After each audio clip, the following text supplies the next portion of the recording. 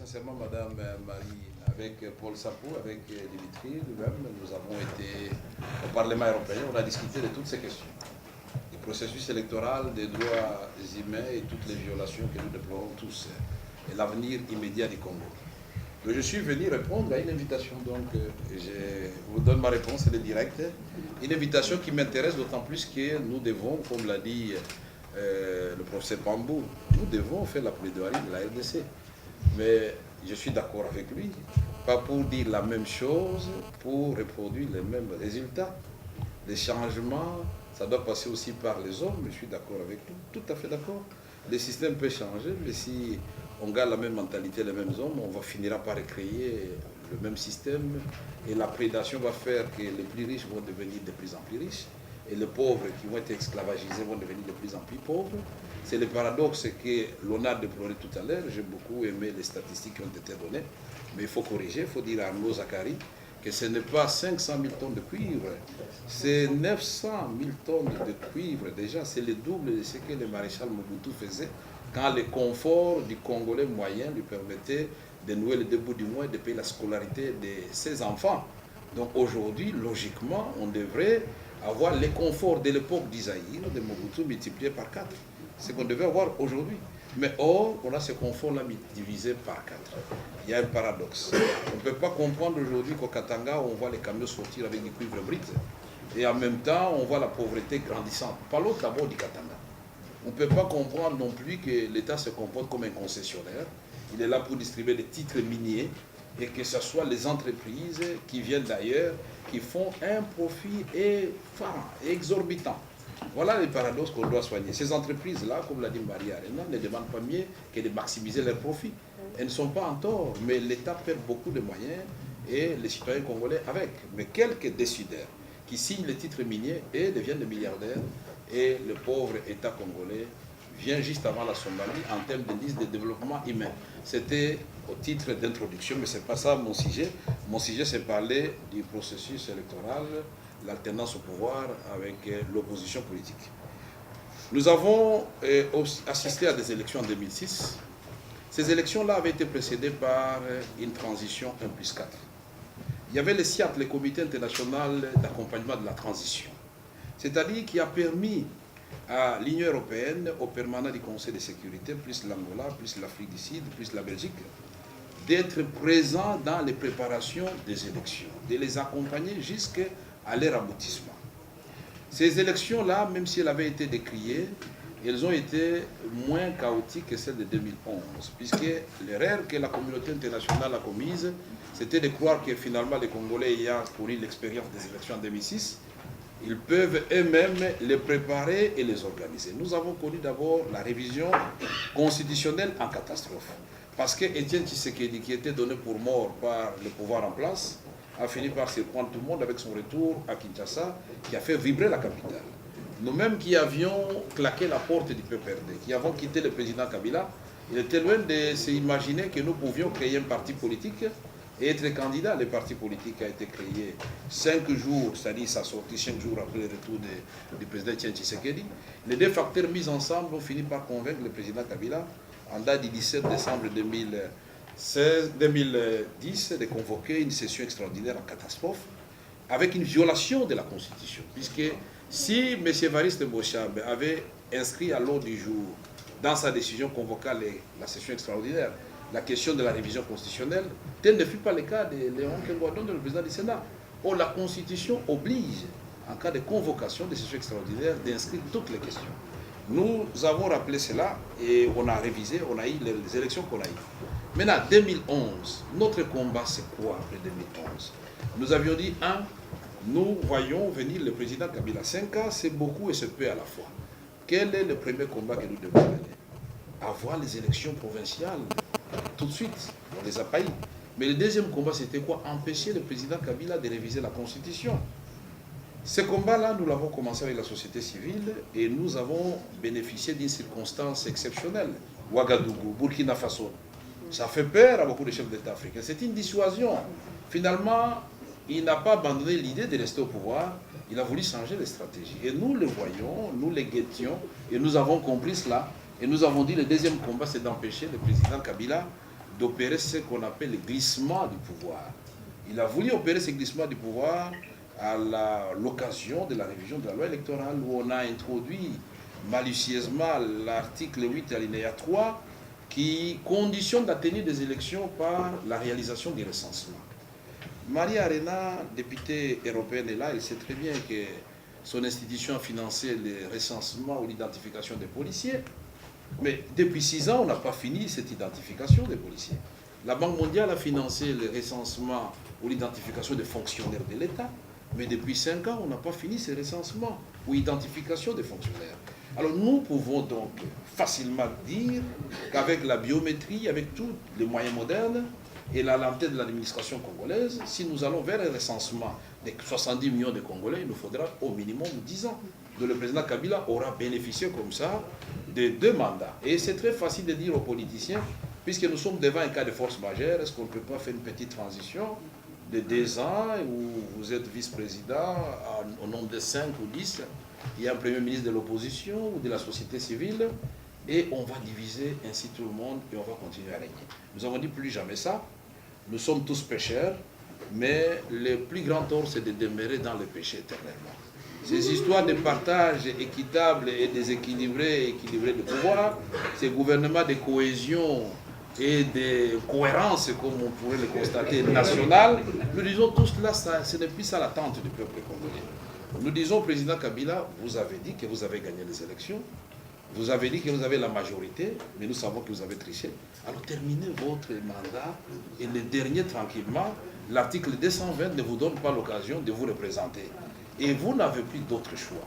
Soit vous partez pacifiquement et vous entrez dans l'histoire du pays, soit nous vous bousculons et vous connaissez votre sort. Et c'est ça que nous sommes en train de dire.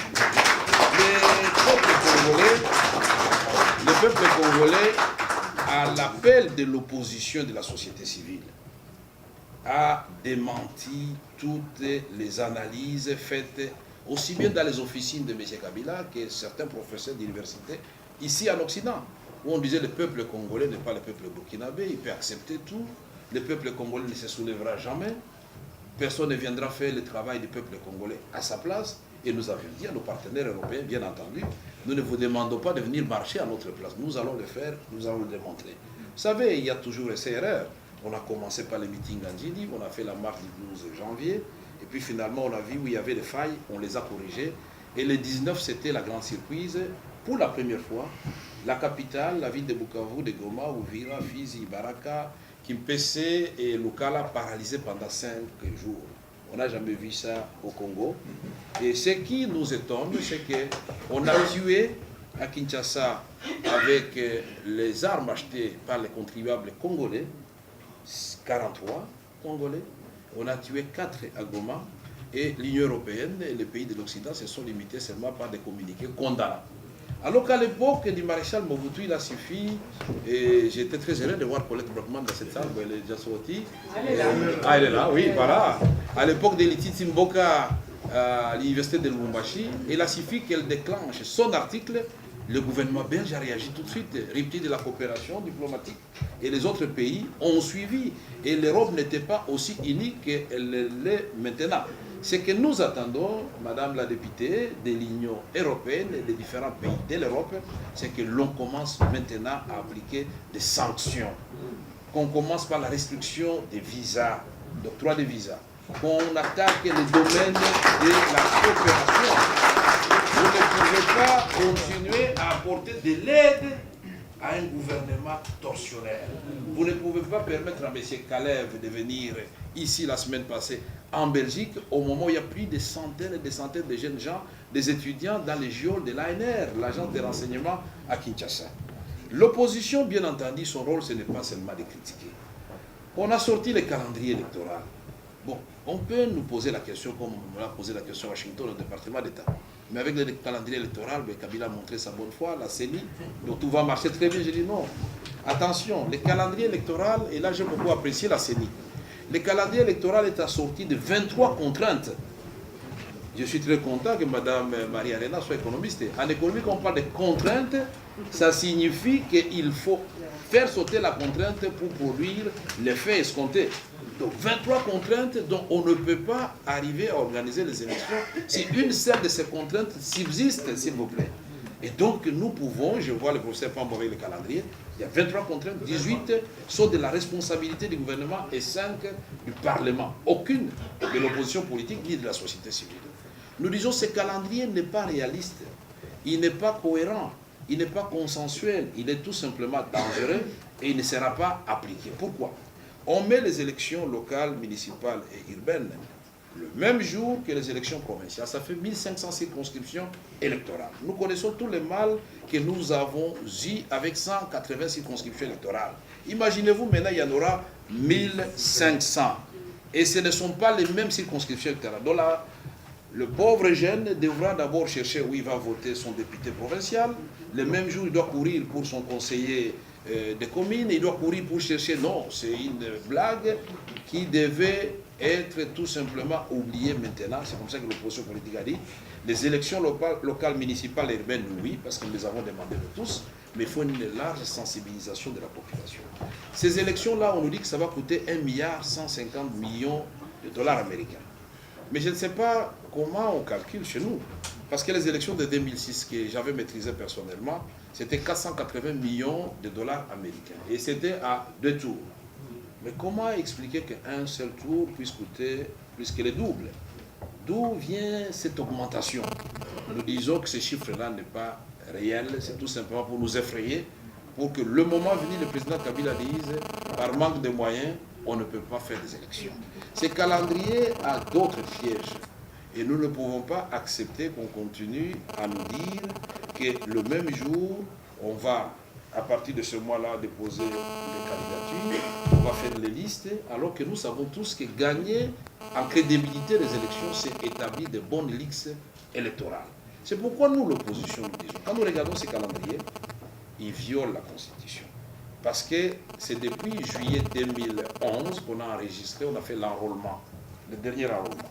Or, depuis juillet 2011 jusqu'à ce jour, selon les calculs du gouvernement et de la CENI, il y a eu 10 millions de nouveaux majeurs, c'est-à-dire des Congolais qui, à ce moment-là, avaient moins de 18 ans, qui ont atteint 18 ans, et qui, au terme de l'article 5 de la Constitution, ont le droit de voter et d'être éligibles. Et nous ne pouvons donc pas accepter qu'on laisse comme ça, si les carottes, 10 millions de jeunes Congolais. Nous disons qu'il faut refaire le fichier électoral et refaire l'enrôlement. L'opposition politique a proposé un calendrier aéré, avec les élections provinciales en 2015, suivies de l'ère indirecte, avec les acquis pour ce calendrier. Nous avons accepté tous qu'il y a 3 acquis majeurs. C'est que le scrutin a été convoqué 90 jours avant, puisqu'il ne faut pas confondre la convocation du scrutin et les jours du vote. Ça a été convoqué le 20 septembre, selon ce calendrier, 2016, et le vote a eu lieu le 27 novembre 2016. Deuxième acquis. Donc nous savons, quel que soit ce que le président Kabila va faire, il s'est mis lui-même l'accord de coup, puisque nous allons commencer à décompter. L'élection présidentielle ne pose aucun problème et les élections législatives nationales ne posent aucun problème. Qu'ils ne viennent pas nous dire, puisqu'on n'a pas tenu le provincial, donc on ne va pas tenir la présidentielle et la législative nationale. On va commencer à décompter le 27 novembre, c'est connu. Mais un troisième acquis, c'est le 20 décembre 2016. Tous les Congolais, le monde entier, nous devons retenir que ce jour-là, le Congo aura un nouveau président de la République qui va prêter serment. Et que pour la première fois, c'est un défi de l'alternance, le Congo aura un ex-président en vie. Et nous le voulons, puisque depuis 1960, nous n'avons jamais eu un ex-président de la République en vie. Maintenant, l'opposition veut cette alternance pour faire quoi? Je vais être très bref, M. Frédéric, j'ai déjà parlé pendant 5 minutes. Je vais être très bref, très bref. Je peux imiter ma collègue Marie-Arena. Je veux dire ceci. L'opposition politique n'est pas ici en train de revendiquer l'alternance pour dire « ôte-toi de là que je m'y mette ». Non. L'opposition politique et la société civile, nous sommes unis autour d'une vision de la grandeur du Congo. Je suis très heureux que Madame ait effleuré. Le Congo, c'est un grand pays qui a vocation d'être le moteur, non seulement du développement en Afrique des Grands Lacs, en Afrique centrale, mais dans le monde, nous allons jouer un grand rôle. Et c'est faisable. nous pouvons renverser toutes ces tendances négatives décriées ici et maintenant. Parce qu'avec nos forêts, 280 millions d'hectares de forêts, nous pouvons jouer un rôle. Vous vous plaignez du réchauffement climatique. Avec une bonne politique, nous pouvons avoir des retombées pour nos populations. Aujourd'hui, avec 120 millions d'hectares de terre, Arnaud Zakari, je vous dis que ce n'est pas pour quelques Africains qu'on va nourrir. Non, les études démontrent, l'Institut français de recherche agronomique, que les terres du Congo, cultivées comme en France, comme en Belgique, peuvent produire et nourrir pour 2 milliards d'individus. De quoi résorber 2 fois le déficit alimentaire mondial. Mais le Congo, c'est Inga aussi. Mais nous n'allons pas donner Inga comme ça. Inga, c'est une valeur, c'est une richesse qui peut permettre au Congo de financer tous les autres projets de développement. 44 000 mégawatts. De quoi industrialiser toute l'Afrique et l'Europe méditerranéenne. Où est-ce que vous allez trouver ça? Inga, c'est un joyau et nous devons bien les rentabiliser. Nous disons que le Congo, c'est aussi cette eau que nous gaspillons chaque jour. Le fleuve Congo, 4776 km. Il part du Katanga pour aller s'ennuyer dans l'océan Atlantique. C'est inacceptable au moment où nous n'avons pas l'eau dans nos maisons, nous ne savons pas l'utiliser pour l'agriculture. C'est 53% de toutes les eaux douces d'Afrique, 13% de toutes les eaux du monde. Nous sommes la troisième réserve d'eau du monde. De quoi résoudre le problème du Tchad, du Niger, de la Libye? Il suffit de demander à tous ces pays qui ont du pétrole de construire un canal à partir de l'embouchure du fleuve Congo, remonter ces 1500 km et le lac Tchad est renfloué. Et on a résolu le problème à moitié de Boko Haram, puisqu'il y a aussi la pauvreté là-dedans, toute cette histoire d'insécurité. Donc si on peut maintenir les gens là chez eux, les Mororos ne viendront pas nous déranger. Soyez certains, chers compatriotes, chers amis de la Belgique et de l'Union européenne, que si le Congo ne mène pas une bonne politique en matière de cette eau, nous serons agressés demain pour cette ressource que nous gaspillons. Nous sommes encastrés entre 2 déserts, le désert du Sahara et le désert de Kalahari. Et nous avons une ressource que nous ne savons même pas utiliser pour nous-mêmes. Elle va finir dans l'océan Atlantique. C'est inacceptable. Nous disons le Congo, c'est aussi finalement ce scandale géologique dont on parle chaque jour. Mais moi j'ai honte quand je dis ça. Mais c'est une réalité. Puisque aux États-Unis d'Amérique, j'ai voulu le vérifier sur place, je l'ai vérifié, au niveau de Atlantic Council, on m'a sorti les documents, j'avais écrit ça dans mon livre, sans beaucoup de conviction, puisque j'avais seulement une seule référence. Cette fois-là, j'ai vu de mes propres yeux. Effectivement, 10 minéraux du Congo répertoriés par l'Université de Columbia valent potentiellement 24 000 milliards de dollars américains, c'est-à-dire le PIB des États-Unis d'Amérique associé au PIB de l'Europe occidentale. Le Congo est plus riche que ces deux-là réunis. Mais nous sommes l'avant-dernier si l'échiquier en termes de développement humain, juste avant la Somalie. Voilà le paradoxe que nous devons résoudre. Nous voulons dire que tout cela n'est possible que si nous construisons un État, où il y a une armée républicaine, une police professionnelle, une justice juste et équitable, une administration réhabilitée, une politique extérieure et une coopération régionale et internationale basée sur le mode, bon, j'aime bien le mot gagnant-gagnant. Ça n'existe pas, c'est toujours le plus malin qui a plus que l'autre, mais au moins nous sommes conscients qu'aujourd'hui, nous sommes les dindos de la face. Je voudrais dire que ce Congo-là va se construire avec les femmes. Madame Coco Boatia, avec les femmes.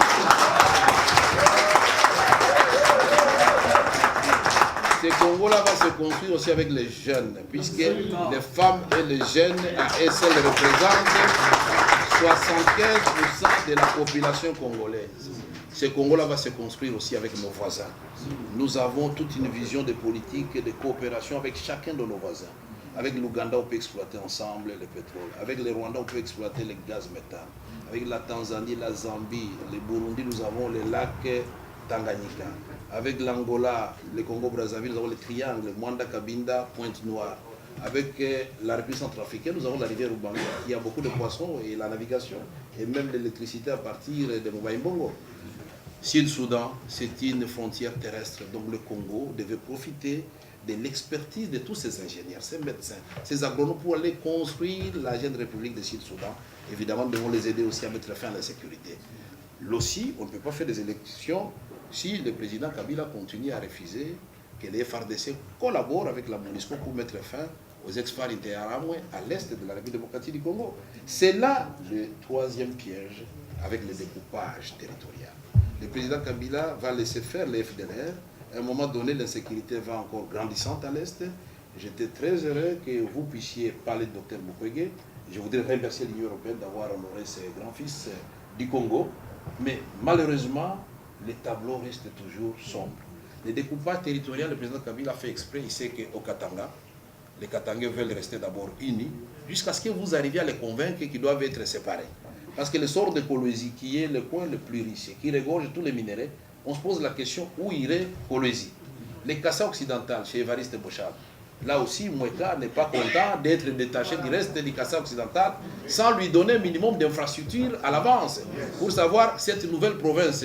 Le gouverneur va travailler où, les administratifs viendront d'où, l'expertise locale va venir d'où. Ces Congos-là, et nous le voulons aussi, c'est un Congo bien entendu qui doit passer par beaucoup de choses. Et en peu de temps, je ne saurais pas tout dire, mais je voudrais dire que si on touche au domaine de l'agriculture, on a touché à 75% des problèmes des Congolais. L'emploi va se créer, la nourriture va se produire, on va construire des routes et l'éducation va suivre et la santé. Je ne voudrais pas donner l'impression que j'ai une solution dans mon tiroir qui n'est pas soumise à la critique. J'attendrai les questions qu'on va poser, mais je suis convaincu que nous avons par le passé dit des choses que nous avons faites. Par le passé, on nous a nommé ministre de l'Information. Nous avons dit qu'il y a moyen d'être ministre de l'Information sans fermer les télévisions et sans arrêter les journalistes. J'ai libéré tous les journalistes et je n'ai fermé aucune télévision. J'ai été à la tête du parti présidentiel de Joseph Kabila. J'ai dit qu'il y a moyen d'être à la tête d'un parti présidentiel sans être danseur, ni un garçon de course, et faire prévaloir les valeurs républicaines. Le PPRD a gagné. J'ai mon propre parti, mais avant ça, j'étais président de l'Assemblée nationale. Et nous avons démontré qu'il y a moyen de faire coexister l'opposition et le pouvoir, la majorité, dans la Chambre, qui est au fait le creuset de la démocratie. Et les débats, tout le monde suivait à la télévision.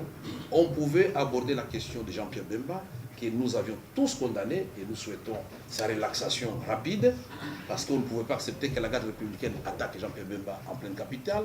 Nous avions abordé la question de Bundu Dia Congo, les gens avec des menus qui avaient été massacrés. On avait abordé avec courage le problème des contrats chinois, que nous avions assorti de 10 recommandations, puisque c'était des contrats léonins.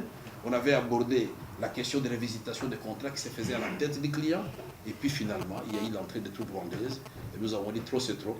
Nous avons démissionné et nous avons dit nous allons, avec tous ceux qui pensent que le Congo peut se relever, bâtir un nouveau Congo. Mesdames et messieurs, je vous remercie pour votre attention.